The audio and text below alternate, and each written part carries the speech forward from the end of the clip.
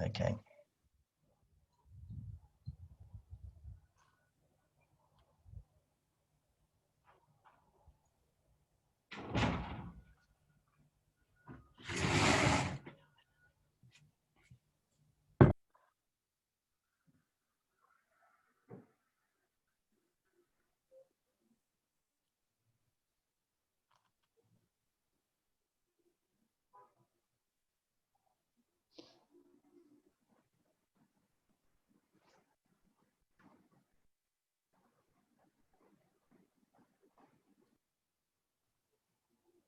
Hello, everybody. Just to remind you and thank you and welcome you for coming to the seminar here, which is about unlocking MENA's full economic potential and empowering women in the MENA region. We're just waiting for everybody to log on, and there's quite a big audience today, which is wonderful. And I'll start in a couple of minutes, well, maybe in a minute, when we've got the full complement of participants. In fact, it looks like we're getting very close to that now. So I'd like to welcome you to the online panel between IBBC, the Ammar Foundation, and the Arab International Women's Forum. Together, we're delighted to welcome you to this special discussion on unlocking the MENA's full economic potential, empowering women in the MENA region. And we'll be looking at the challenges, solutions, and benefits to gender equality at home and at work. And just to let you know that IBBC is Iraq Britain Business Council, in case you don't know, and we operate and work with all the British and international companies operating in Iraq.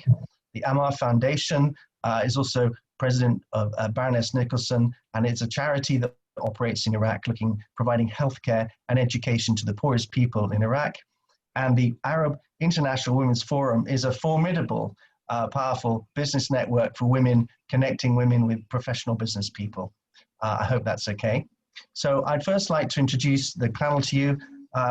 Down below me, as it were, is Haifa Al-Kalyani, who's the founder and chairwoman of the Arab International Women's Forum.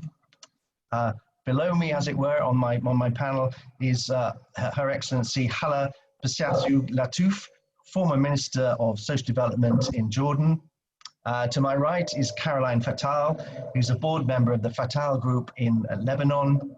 And to my bottom right is Baroness Nicholson of Winterbourne, who's the president and founder of Ammar Foundation and the IBBC. And to my left is Hadil Hassan, who is the chief executive and owner of Hassan Al-Hassan, leading Iraqi law firm in Baghdad. And also she's an executive member of the IBBC. So welcome to you all. Without more ado, I'm just going to say that it's possible to ask questions online if you can type them in. We'd like to hear from some men in the audience.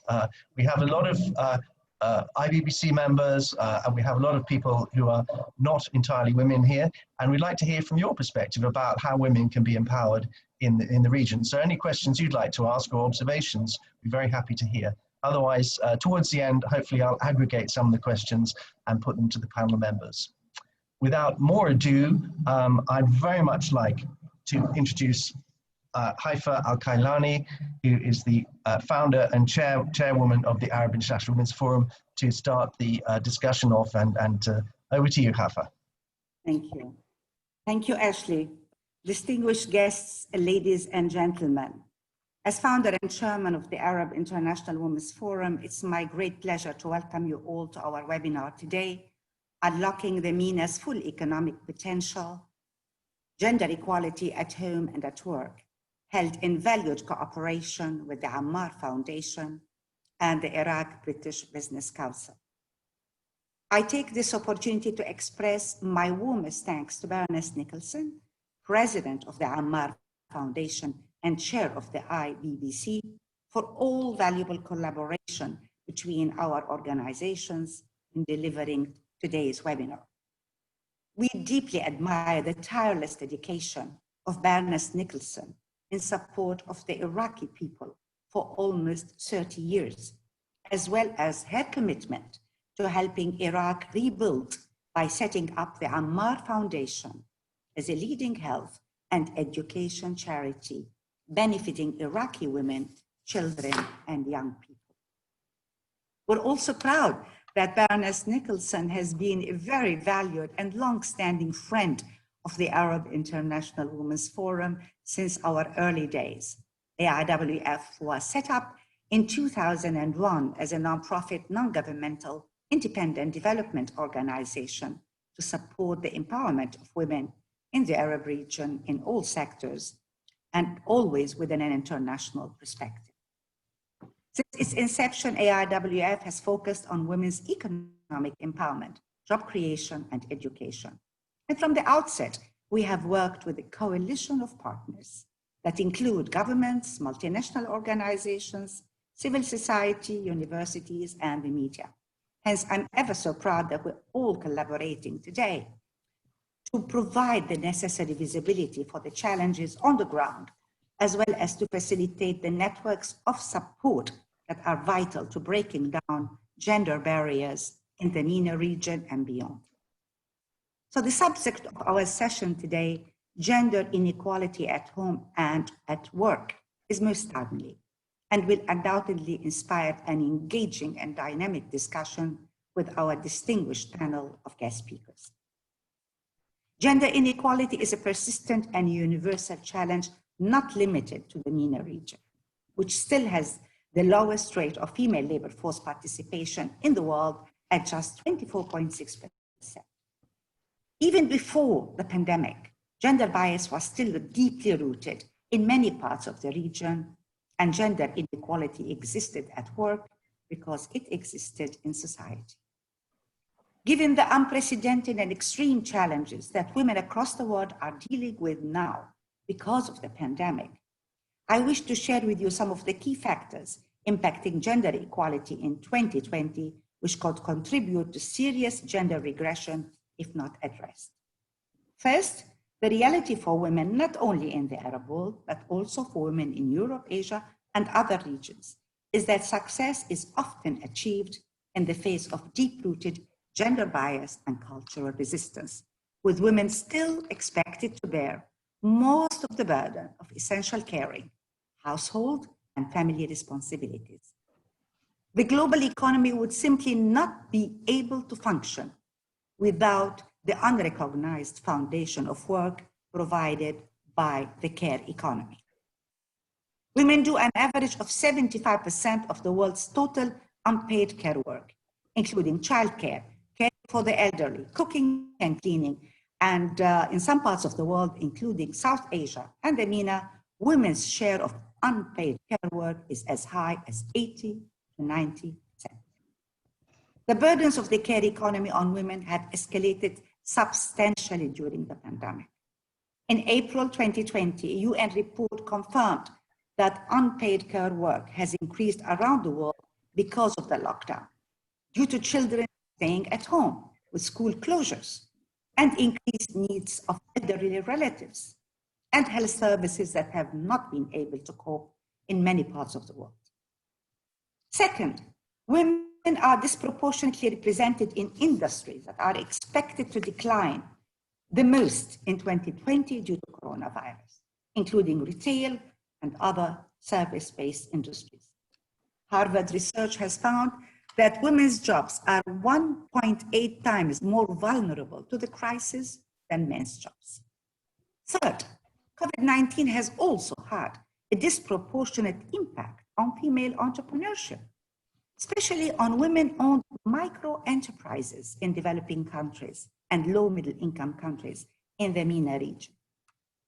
The loss of micro-enterprise incomes under lockdown has particularly negatively impacted the many families that exclusively rely on the mother's income in households where she is the main breadwinner through divorce, widowed, or being in a conflict zone. In addition, the crisis has pushed women across the region into poverty with implications for the security, safety, social mobility, and mental health of whole families and communities. So the gender dimensions of COVID-19 crisis highlights the uneven progress made toward gender equality in recent decades. It is important, however, to recognize that the region has come a long way and has made considerable progress the last 2-3 decades in areas such as maternal mortality, women in profession and technical jobs, and women in parliaments and political life.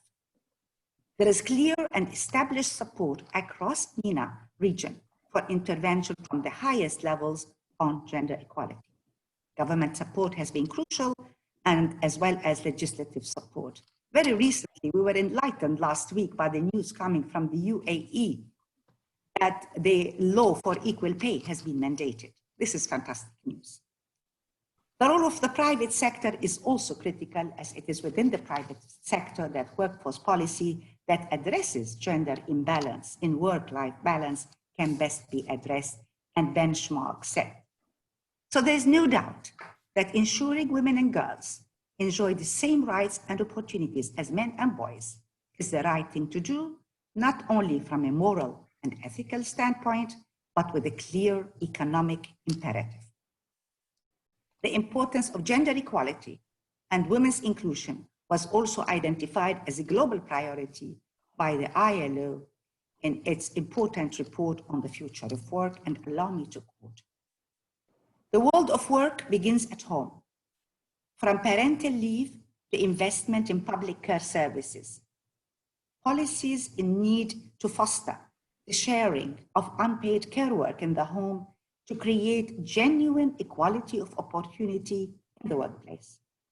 Strengthening women's voices and leadership, eliminating violence and harassment at work, and implementing pay transparency policies are preconditions for gender equality. So the key to unlocking gender inequality in the MENA region and beyond is strengthening women's voices and leadership. Quite simply, without empowering women in public life, in business, in civil society, in all, the Arab world will not be able to achieve its development, prosperity, peace, and progress. This has been the founding principle of ALWF from the beginning, and we all have a key role to play in working together in partnership to bring about lasting gender equality. Thank you. Thank you for your attention. Thank you very much, Haifa. A really clear statement of what's required here, and also to raise everyone's voices to the matter. I'd very much like to introduce Caroline Fatale to you now, who's a board member of the Fatale group in Lebanon and a practicing businesswoman. So Caroline, over to you on the business front. So maybe I will bring, thank you so much, Haifa, for all the very interesting topics you have mentioned. I can bring the light over the business side and over maybe the Lebanese perspective. Already before the COVID crisis, the Lebanese women in the workforce numbers were quite appalling. It was only around 23% of women included in the economy. And together with the COVID-19 and the recent Beirut explosion of August 4, we are very much afraid that the number of women in the workforce could drop. According to UN Women, due to the COVID and the Beirut explosion, it could drop as much as 14 to 19%. So my concern as a businesswoman and my concern also as a founder of an NGO called Stand for Women has always been how to keep women in the workforce and how to actually foster sisterhood. How can women help each other in times of crisis? So for me, as Haifa was saying, it's very important that we can maintain women in business these days. Already at all the echelon of the hierarchy, it was dramatic. So we have only 4% of women in the boardroom in the Middle East. And as I mentioned, 23% of women in the workforce in Lebanon. I think we are one of the worst. Some of our other neighboring countries are much better than us. And so I want to add a point here is that I think Haifa has mentioned how much the COVID has really affected women workforce participation because also of the unpaid work. I would like to add also something which is a gender-based violence. women have lived unprecedented times of violence at home since the COVID-19, because homes are crowded, a lot of members of the family are unemployed. And so we have seen already before the COVID, the world average, the Middle East region was much higher than the world average, with 30% gender-based of homes with gender-based violence. This, together with the difficulty of women accessing the labor market and unpaid care work and domestic violence, has really made it very difficult for women to balance work and life.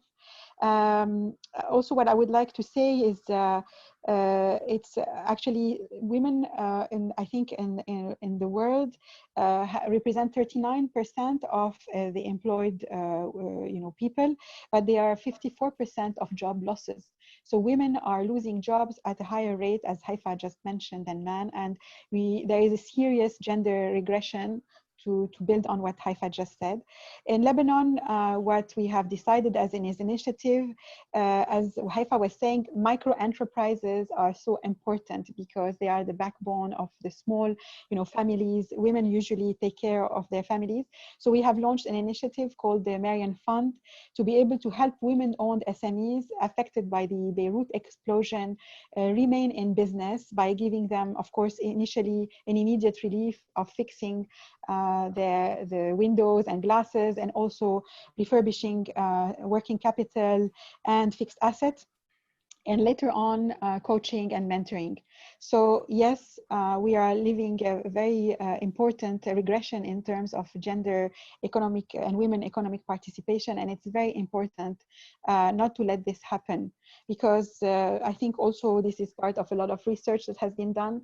When women are employed, initially the major part of the income is geared towards their children's education and towards also peace and prosperity. So it's very important that there is no regression in terms of women workforce participation in Lebanon and of course in the whole region.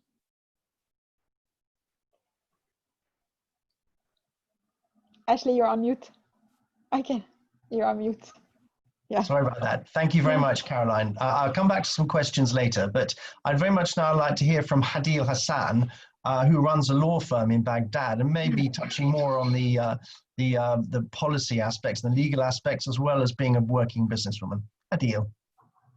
Yeah, thank you. Be here, thank you. Actually, life has changed rapidly in the past decades, and women came far with their battle against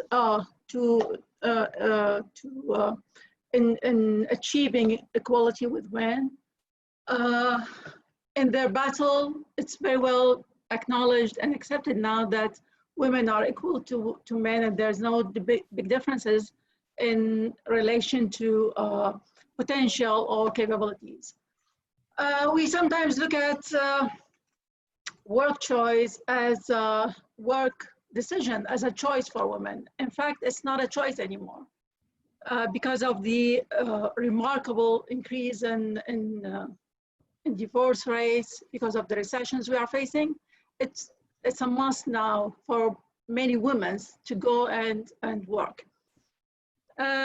Looking at the challenges and the balance that women need to achieve to make this balance between family and business, it's a must for women to reach this kind of balance. It's good for her to be creative, to be more committed to her work, to her employees, to her employer.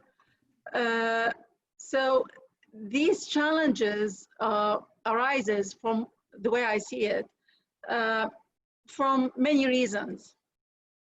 Looking at the legal side and as a brief to the background on this matter, on the equality and the legal background in Iraq, for example, as an Iraqi woman, looking at the constitution of Iraq, it granted women a wide range of rights. The Iraqi women enjoyed rights in many ways. She has the right to, and that was actually a long time ago. Since 1970, she has the right to attend school, to vote, to run for political offices, to own lands. Also on the employment and labor law, she has wide range of rights. The laws always ensured that she has equal rights in finding business jobs, business opportunities, and work opportunities, especially in the civil works. She also benefits from the maternity laws. She also has protection against harassment at workplace. Going back in 1986 in Iraq, we can see that Iraq was the first among countries to ratify a convention to illuminate all forms of discrimination against women. Back in 1987, and according to the UNESCO, Iraq recorded a 75% of literacy, of women literate. It was because of the national campaign at that time to educate women. So from the legal side, you can see that we have the right environment to support women. Of course, there are gaps, there are weak points here or there in the civil status law or the civil code. But at the end of the day, we have a solid legal ground for women to grant her all the rights she deserves.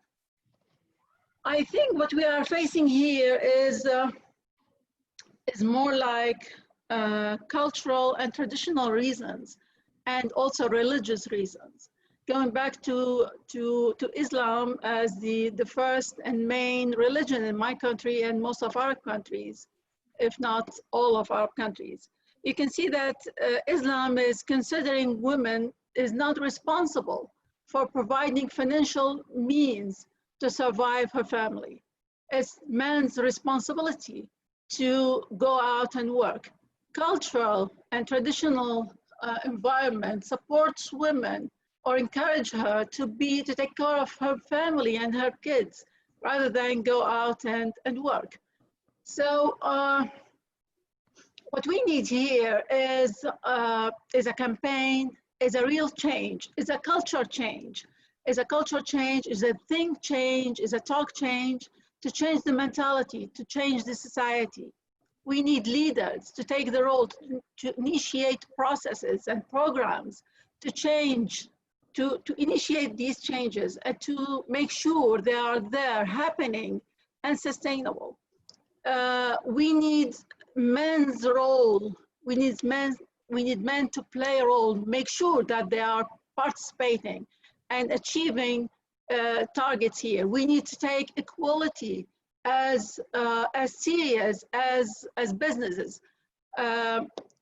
At the end of the day, talking about the reasons why it's difficult for women to achieve balance between family and business, and how important it is for her at first place to achieve this kind of balance, we need to concentrate on women. It's her role at first place.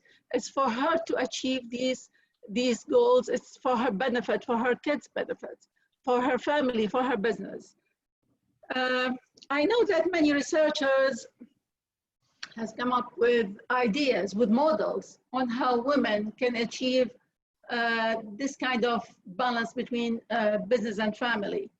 But I really disagree with them, because you cannot have a single pattern that can be applicable to all women.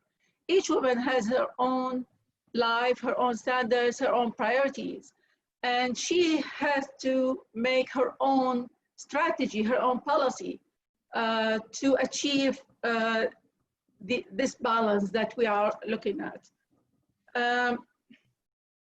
As an Iraqi businesswoman with 2 kids, as you may know, well, growing kids now, I think the most important thing for any woman in the work environment is to set her goals, set her priorities first. And then within those, of course, her goals and priorities depends on her ambitions.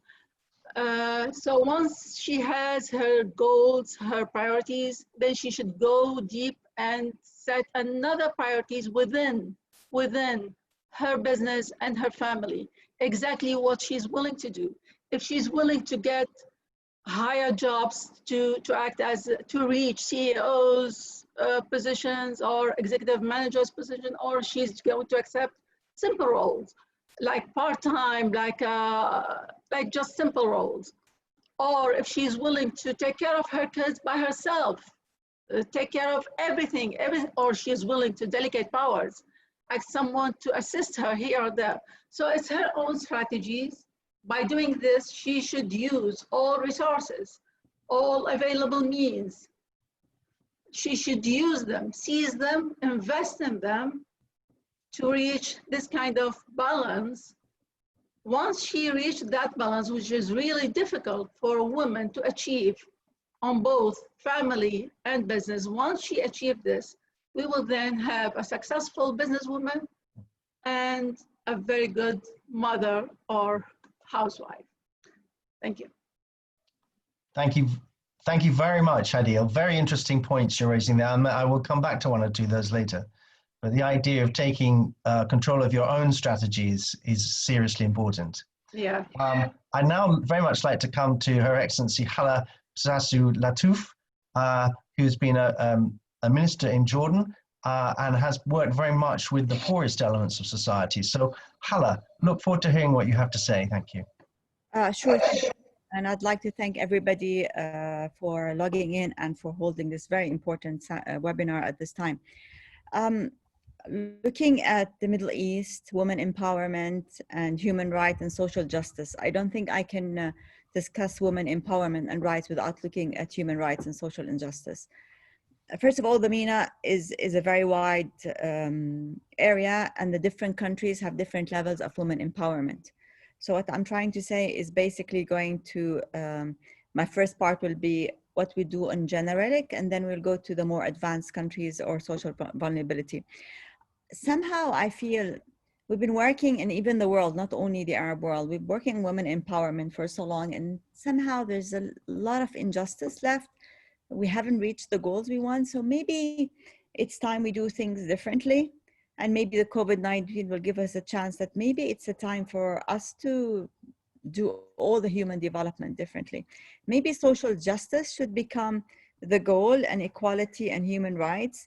And then you go whether you have a vulnerability, whether you have any kind of a vulnerability. I'm not saying women are vulnerable. So I believe to change the way, we have to unbundle the way we've been doing things. We should stop looking at women as women issues alone and look with a broader socio-economic, cultural, religious aspect, and look at the challenges as a whole. But that doesn't mean we do not focus on women. Believe me, I'm a strong advocate for women, but we cannot solve one issue without looking at our values, our system of values. What do we believe in? What do we respect people for? How do we cherish our relationship? So that is my first point. The second point, when we go to women and work and balance, I think we're asking women the impossible job.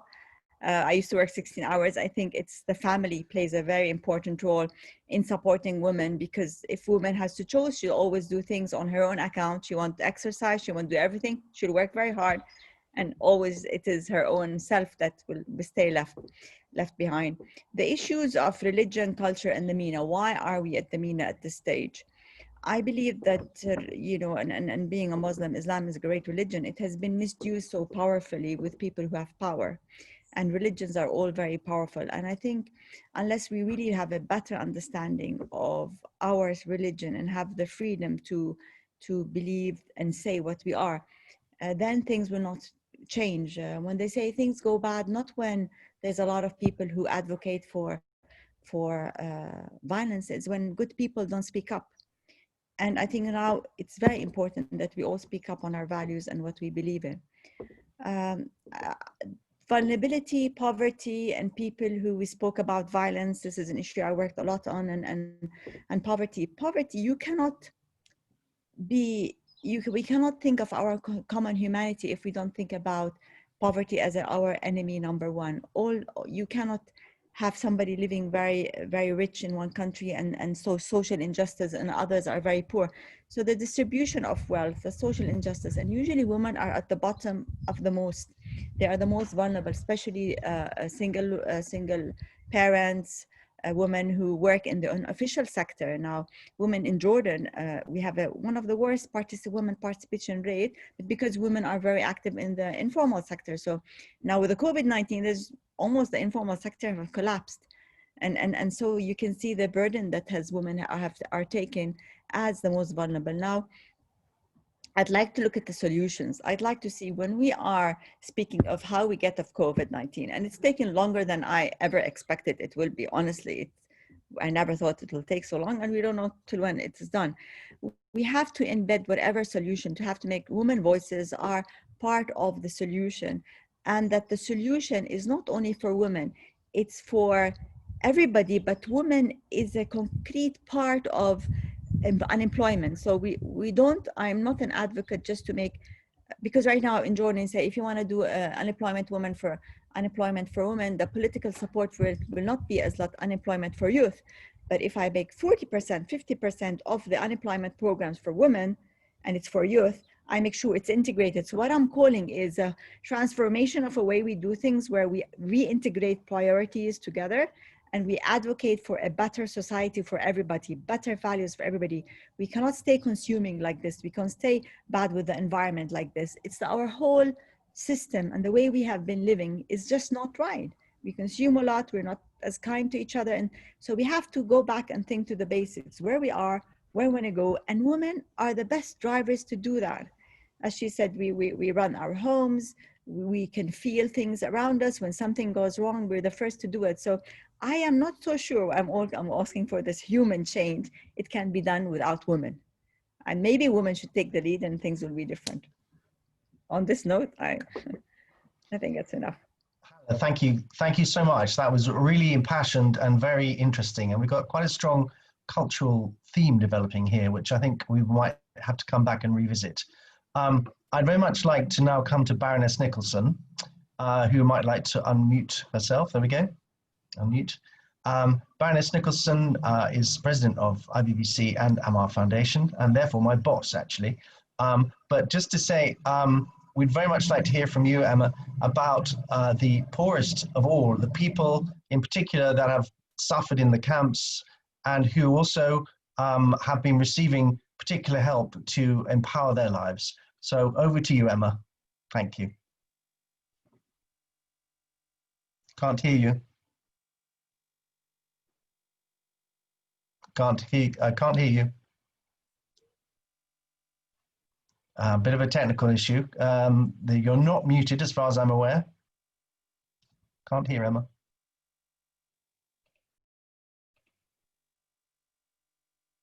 Hello? No. Seems to be a bit of a technical issue at the moment. Hello? No. Okay, maybe the IBBC moderator could let Emma know. We can't hear you, sorry. Okay, could I, while we're trying to work out what's happening there, could I just return to this issue of cultural change? Would anyone like to comment? Is that any better? Can you hear me now? Yes, yes, very much. Can you hear me now? Yes? Yes. Yes, you can hear me now. Okay. Thank you very much. Can you leave those alone for the moment? Thank you. Thank you Okay. very much indeed. This is okay, is it? Okay, Yes, you can hear? yes, very good, thank you. Yes, good. I'm afraid the headphones with which I can hear much better must be cutting my voice off. So I'll do it without the headphones. Thank you, first of all, Haifa Akalani, for inviting the Arab International Women's Forum to cooperate with the Ammar Foundation with this important exercise. It's always been a pleasure and an honor to watch what Haifa has been doing. She's been setting up magnificent events for a very long time now. And her husband, her late husband, was a fantastic person here in the UK. We all loved him. And it was wonderful when Haifa set up this organization, and were all fully supportive. So it's a very great pleasure to work with her again. The Ammar Foundation has been running vocational training courses for women for about 30 years now. We started in 1991. At the moment, let me give you the current state of play. We carry out the following vocational training courses: sewing, handicraft, literacy, numeracy, financial literacy, computer, IT, English language, and how to set up and manage your own small business. Where are we doing this at the moment? In Baghdad for a German development donor, in Basra, which has been going on for a long time, where we have corporate social responsibility with several oil companies, and the internally displaced people in the Kurdish region, who are the Yazidis mainly. We have a very long experience also of training in public health. And we have a very, very long program of what's called Women Health Volunteers, where we recruit and train very large numbers of women in basic primary health. And they grow and develop, and this is a tremendous opportunity on health as well. Now, several people have mentioned that schools are crucial. And Amar has been running schools because, of course, fundamental literacy and numeracy are the beginning of everything. We've been doing that since 1992, I'm wrong. In the Iraqi camps in Iran, we had 27 schools. Now in Iraq, we have built and managed schools in some of the poorest areas, and we do a huge amount of training in terms of the literacy and so on for all ages. Someone also mentioned politics and how to get into politics. My suggestion is that it's a question of trying to have a look at the professions. We need good laws for women. Iraq has some perfectly adequate laws and some that seem to be almost in opposition to those laws. Who therefore can rule on this? It's the justice system. I strongly recommend that entering the professions is key as well. The empowering women courses that I've been discussing are for the very poor areas of society, where we have many thousands of women involved and girls.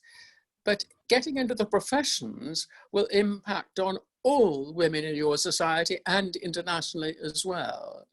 There, I would strongly recommend that in order to get into politics, one way of doing that is to become a legislator through internal justice systems.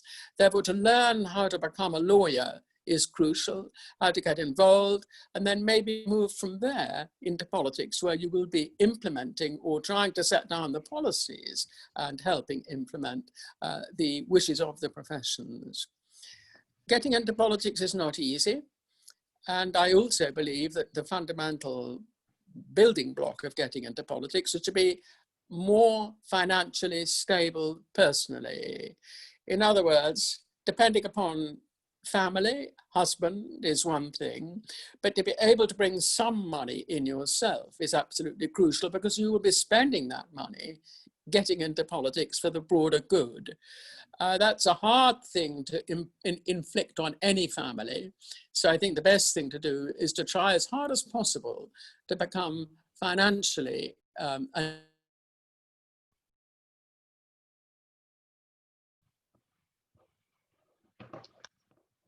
Well, that's a shame. Hello, Emma. We're just losing you there. That this is extraordinarily different scene as the people to go outside the home. But we should remember that that is true of all societies at some time, if not for most of the time. In other words, to get women to break out is a hard thing to do.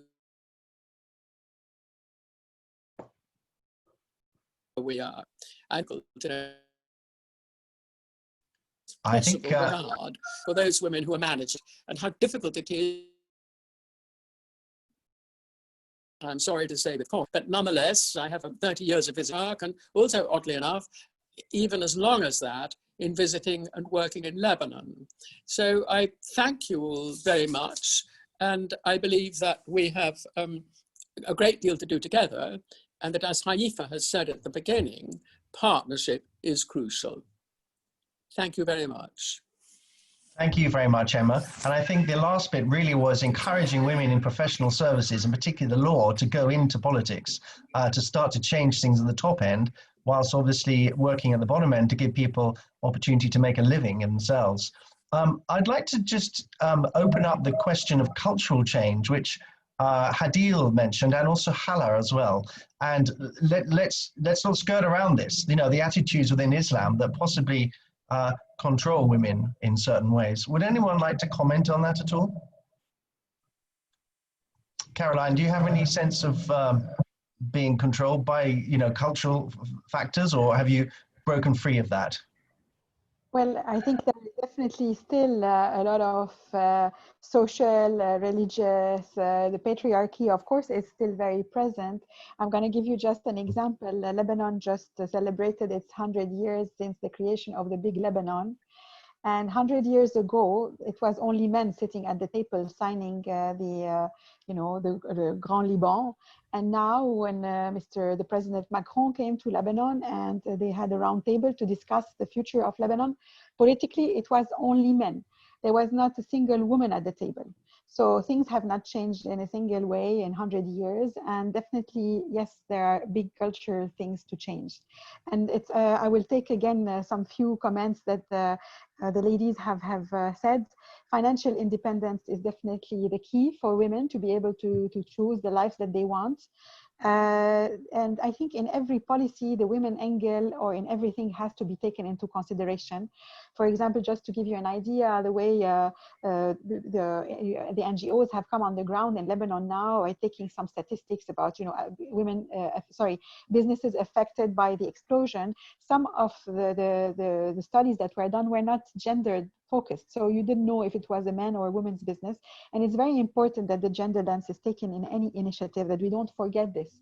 And also, for example, I would give you an example that the ministry in Lebanon has decided to help on some products, you know, subsidize some products in a basket because people cannot afford them. And in this basket, for example, they forgot to put anything related to women hygiene. And so it has created a big period poverty in Lebanon. It's only because men have taken the decision about this basket that would be subsidized. And if there was at least one woman or two in that, they would have definitely thought that this is a problem that happens to us or an issue on a monthly basis, and that the prices have become atrociously big. So I mean, the women angle has not to be forgotten. Another thing definitely for the solution piece is that laws have to change in Lebanon, and I think maybe some of my colleagues will speak about the other countries. The private sector also has to really take a look at their practices. For example, here with the help of the ILO, we have done some gender audits in companies to understand whether in their communication, in their recruitment, in the way, in their websites, the companies were really not gender biased. And as well, of course, women, us, we have to maybe do some of the changes, of course, and keep on wanting to be in the economy, not being the victims of this COVID-19 or this economic meltdown. And so it's extremely important that at all levels, you know, there are some actions are done. And I believe ferociously in what the Baroness has said, that it's only through coalition, through helping each other, through NGOs or private sector and public sector, you know, helping each other, that we can change things. Thank you very much. Could I also ask about the question of education, because how you change attitudes can happen right from the start at school. And is this working well enough? I mean, can governments mandate that education is equitable and fair? Does anyone like to comment on that aspect? Maybe Hala, perhaps, or Hadil, yes. So. Does Hadil want to go? Please go ahead. I'll answer after. Okay, Yeah, Hadil. okay, thank you. Actually, I would like to confirm one point, that Islam is not really against a woman go and work outside her house. As you can see in the comments and the messages, Prophet Muhammad's wife was a well-known businesswoman.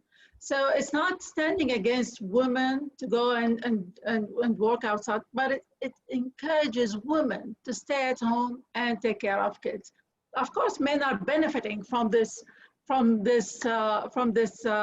let's say, privilege, and trying to get as much as they can.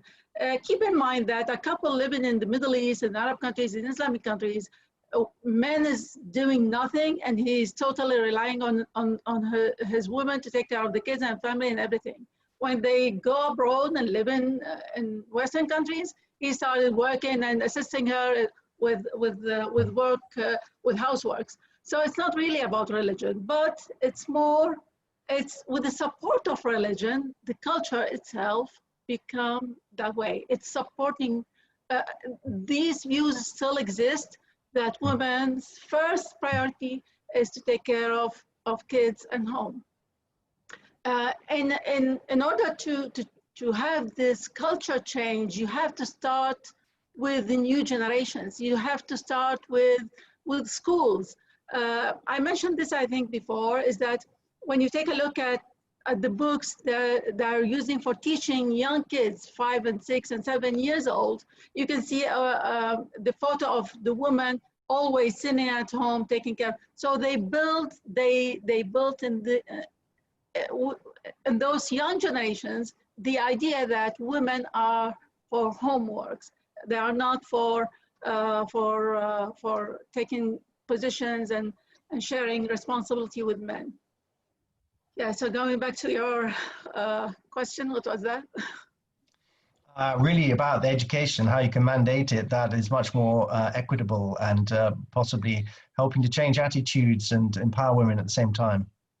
Yeah, so it's the same, I think Hala can assist. That's Go true. ahead, please. Thank you, and I agree with everybody. I agree that education is a transformer. You cannot have any societal change without education. And I would say our education from birth, the first 5 years in a child's life is the most important. Family is more important. We want women's right, and we want to have strong families where she can have the right to choose to be a mother and to choose to work. She should be able to do that. And I think that's what's great about our society. Education is into critical thinking, but also sometimes we do this IT and all of that, but it's just teaching them to think in a way that independently, critical thinking, but at the same time is how to be a good citizen. Sometimes we concentrate on the IT and we forgot the concept of citizenship and what you owe to your country to keep it clean, how building your country, loving your country. So yes, without education, definitely we cannot do any of the transformation, and we cannot change the concept on relation to women. And not only women, there's many social issues we need to look at, people with disabilities, we need to look at environment, we need to look at our planet. So all of these issues, they come with education, and they come with a solid education that allows you to question, allows you to think. But at the same time, we say the language preserves our identity. We don't want to be lost in the Western identity without, we can learn, but we don't want to, all the school speak English and they don't know the Arabic. We have a problem that the students do not have solid, strong Arabic, and the language is what preserves the identity of a nation. So I would definitely look at education. We heard a lot about how should women go into politics, and I would say also women voices should be heard. You have to know how to be heard by lobbying, by networking, by building coalition. And it's a bottom down, bottom up approach, top down, bottom up. You need leadership's support for women. Definitely that is needed for any change, whether it's at a public sector, private sector, a nation-wise, or just a society.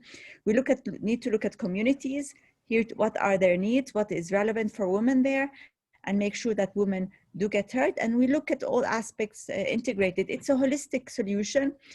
We have to look at what I call priority action plan, and that's where disaggregated data comes in. If they know how to do gender audit, that's wonderful. I mean, that's brilliant, that's advanced, but basically look at what women need. And they're half of the society. And so you cannot have any solution that is viable if women do not have their say. And I always used to say, sometimes we just have to look at a human aspect, what's practical way. So yes, education takes time. It's a bit expensive. And now with lack of resources, especially for vulnerable people, when you get public schools sometimes have much better education than private schools, issue of social justice that I brought from the beginning. You cannot leave poverty, vulnerability outside the whole domain of discussion of people's human right to live in dignity. and really in their own country, and women being a strong advocate of that. Hala, that was fantastic, and I think we could do with you in the British government at the moment to be very, very helpful. I really like the idea of that, and just to touch on the idea of poverty, because obviously where you have poverty, obviously women are competing with men for jobs to an extent, and there's not enough work about. How can women overcome that problem? And for example, in the Lebanon, where there are fewer jobs, or even Iraq, the men take the jobs first before the women. What can be done in that scenario where there's poverty is the key driver of potential why women are not doing better? There's an issue whether you think if it's a zero-sum case or a 1-1, whether we are competing for the small little cake or we want the cake to be bigger. And it's much easier when I say it like this. I've been in politics right now. It's much difficult, very hard to make the cake grow for everybody. And that's what I keep on saying. If the woman wants to compete against the man and feel he's being kicked out, he has to know that when she works, the whole economy grows. It's actually more sustainable for the economy. It's better growth. So the pie becomes bigger, so they both get a share. And that's where I think it's problem. It's we have to change the way we look at what women's role, how we really believe that women's employment is essential for the welfare of the country. And I think that goes back to the designing of the programs. That's what I tried to say in the beginning. The way we design the programs to get people out of poverty, or any program, women should be embedded in it. It should be a solid capture that if it's not 40, I'm not going to say 50. Sometimes you cannot say 50 because women are not ready. If you don't have a big significance of women, then the program has to stop, and you have to say why. Then you redesign it so that women voices are heard, and you reside it in a way to do that. So my approach is make the pie bigger by designing program that women help. It's just like winning a race, jumping on one leg. The society will not advance because half of the society is not just running with you. Thank you, Hala. Very great points. I think Baroness Nicholson would like to make a point here. Emma, would you like to say something? Your hand is up. No? Okay. Can I raise another issue about skills? Because what Amar Foundation do is give women skills and education to enable them to make careers and to enable them to make a living. I mean, to what extent is some of this a skills-based issue where people do not have the skills to enter the workplace in the first place? I know that's part of education, but also there's actual training skills that people need as well that maybe someone would like to comment on. Caroline? Definitely, as I think Haifa has mentioned at the beginning of the talk, there is a skewing of the jobs that women have towards retail, hospitality, education, food service that have been majorly affected also by the COVID-19. And it's true that from the bench of the university to the boardroom, so I say it from the bench to the board, you have actually some kind of biases. Now universities, for example, I would say some business schools here in Lebanon, you would find girls or women in the marketing classes and guys in the finance class. These are things still happening today. And actually, it's also about role models. It's about young women seeing other women taking jobs that might have been unusual for the generation of their mothers, and developing skills and competencies in areas where women initially were not seen.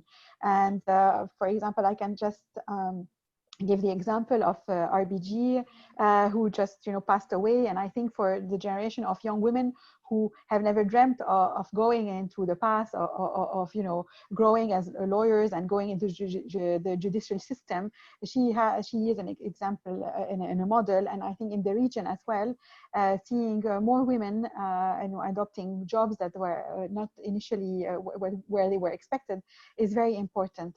And so, yes, definitely there are new competencies to build, and I'm sure vocational training all depends actually of which level of the economic development you are and in which country you are. Thank you. And just also someone mentions here in the questions about the idea of people outside of MENA helping women in MENA. Is that something that's possible and desirable? Is that or do you have to work it out for yourselves?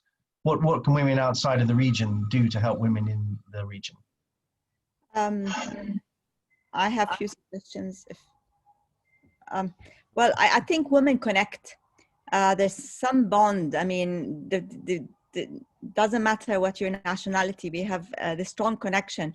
Yes, we can. You can help by the skills building. You can help by a twinning organization, twinning NGOs, working together as equals and learning from each other. We can help by, especially now with the disasters happening, with resources, but it should not be that most partnerships that work more where they are better understanding and more inequality versus the upper hand and the lower house and lower hand. But I definitely think there's a lot we can benefit. Look at jobs. You can do online jobs right now. You can open the market. You can gain the women are very educated in Jordan, and you can, and in many Arab countries, in Iraq and Lebanon, you can really unleash their potential by opening up possibilities for working online and definitely benefiting from the experience. Why do we have to reinvent everything?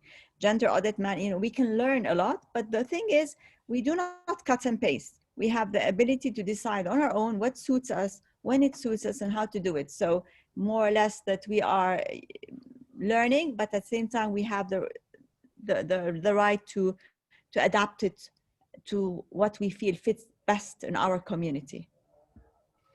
Okay, there's a lot of questions and things coming up, and obviously a lot of people feeling very strongly about Islam. I think we're just looking at that as a cultural issue more than anything else.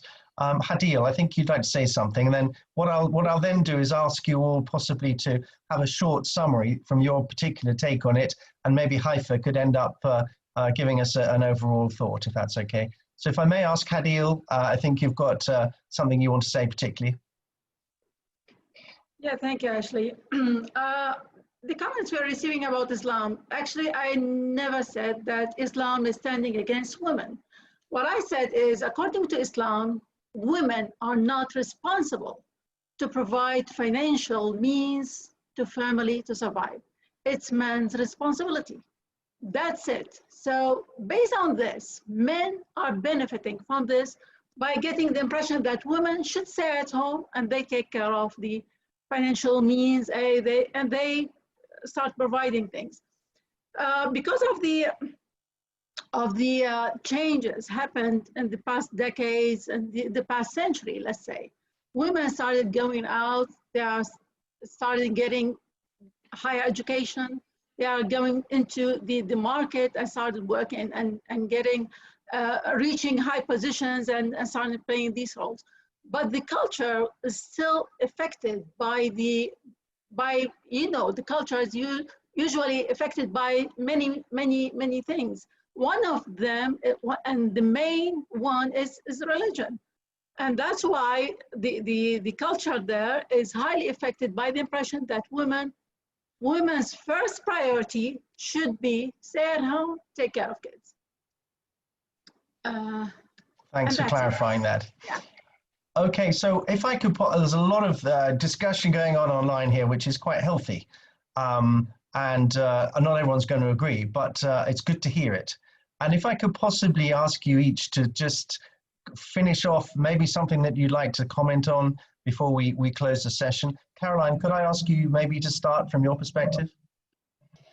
Yeah, yes, I would tend to say for the few points for the action, because it's always important when we finish these conversations to be action oriented.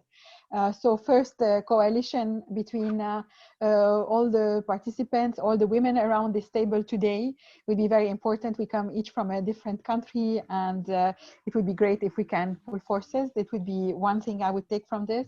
The other thing is to really make sure that the women voices, the women angle, the women perspective is taken in all decisions, where all decisions are taken. We are there and we have a voice. This is so important, and I keep on, insisting on that.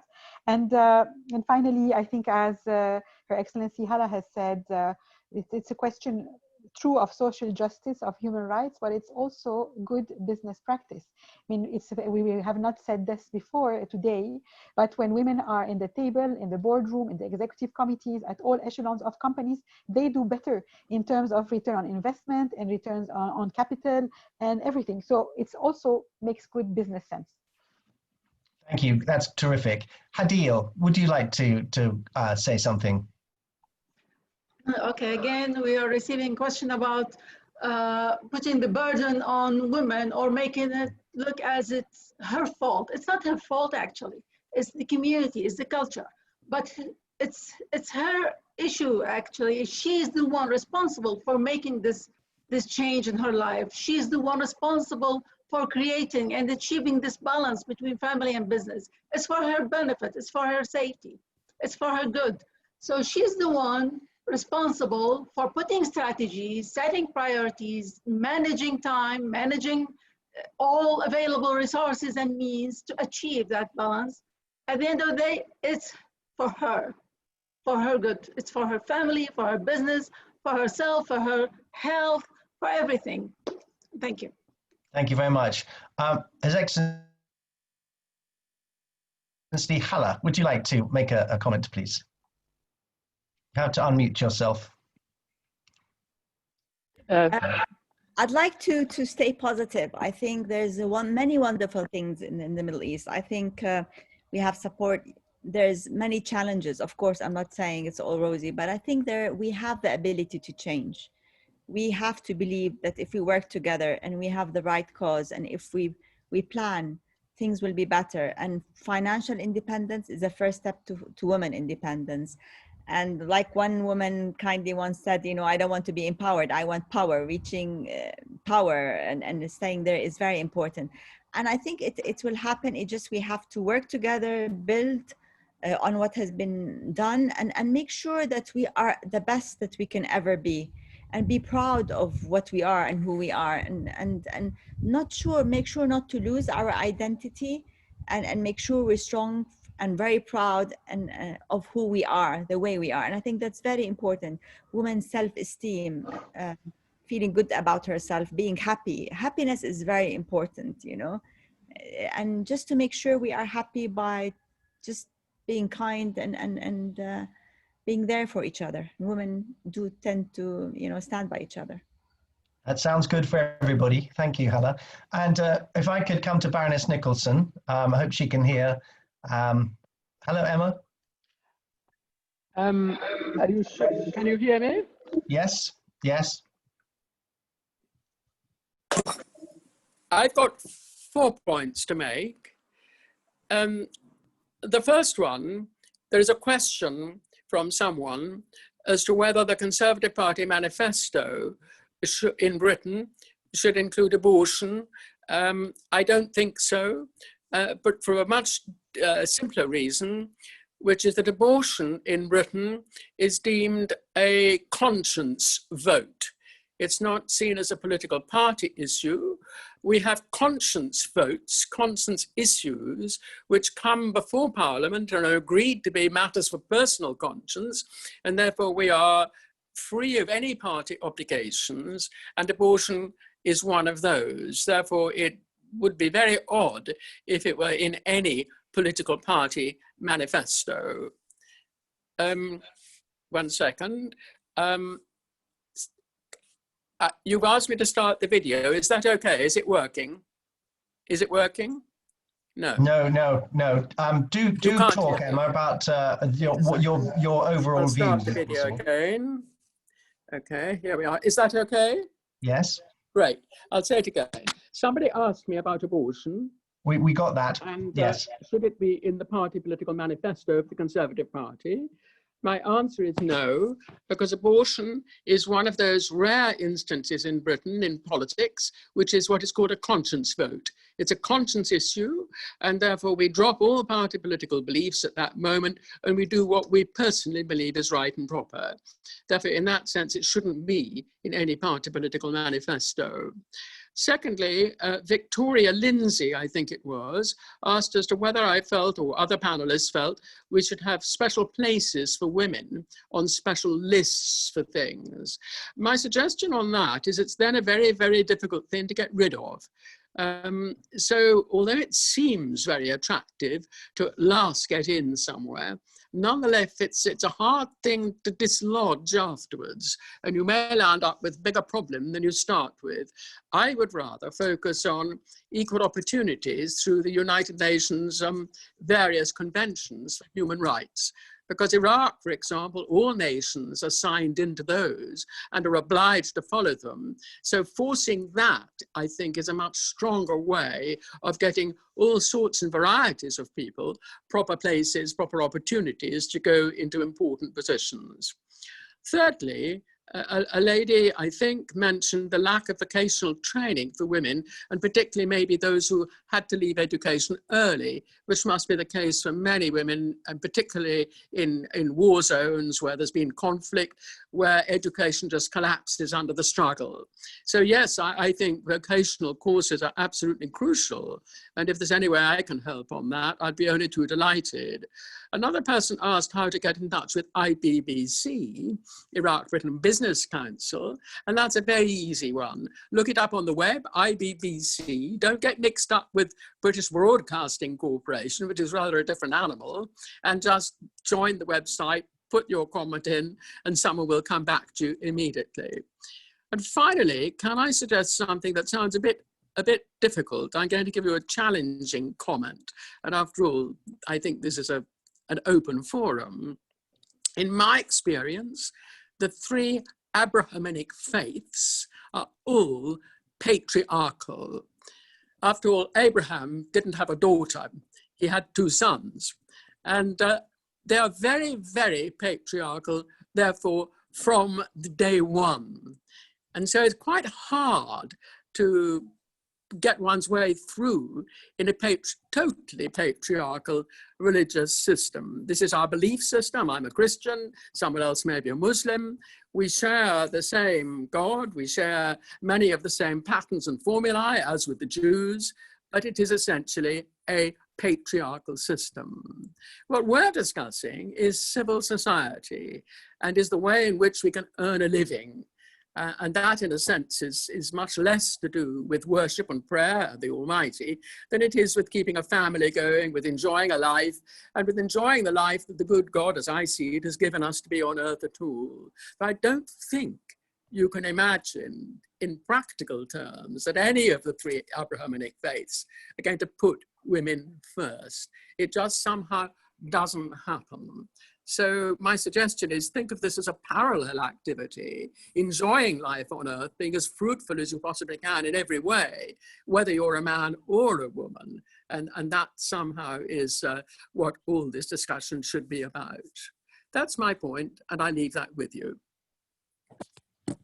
Absolute magic, Emma. Thank you very much indeed.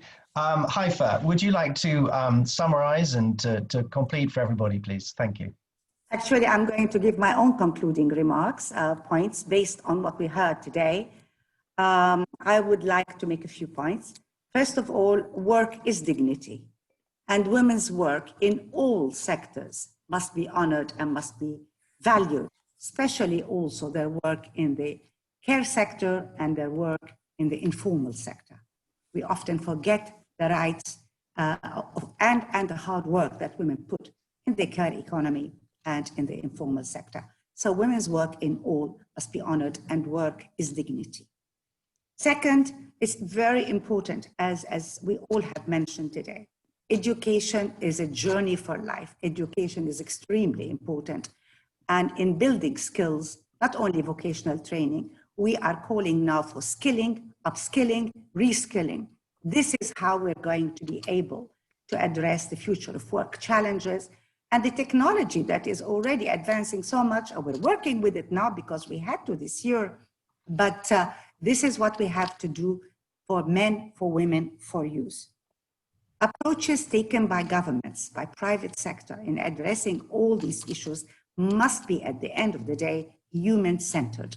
They must look at what is for men, that will inclusive of women, of men, and of youth. This is very important. We have to focus on human-centered in all policies. This is how we can, as Hala mentioned earlier, we cannot have disparities and lack of social cohesion in communities. You build better societies by having cohesion that leaves no one behind. And last, I repeat again my initial point, which I'm sure everybody agreed on, to achieve the social justice that we look for and to achieve that rightful roles for women in all the community and in all society, we've got to work together. We can only achieve things by working together. It's by working together that we truly, truly succeed. Thank you. Thank you so much, Haifa Al-Kalyani. I'd also like to thank everybody who's listened into this really interesting and informative panel. It will be available on video, and hopefully we'll share that with you so that you can watch it again, or for those that didn't see it the first time round can understand it. I've been privileged to be the token man on this panel, and I'd like to thank everybody, Hadil Hassan, Caroline Fatale, Her Excellency Hala Saeed Latouf, Baroness Nicholson, and Haifa Al-Kalani for attending and for giving all their wisdom and wonderful insight.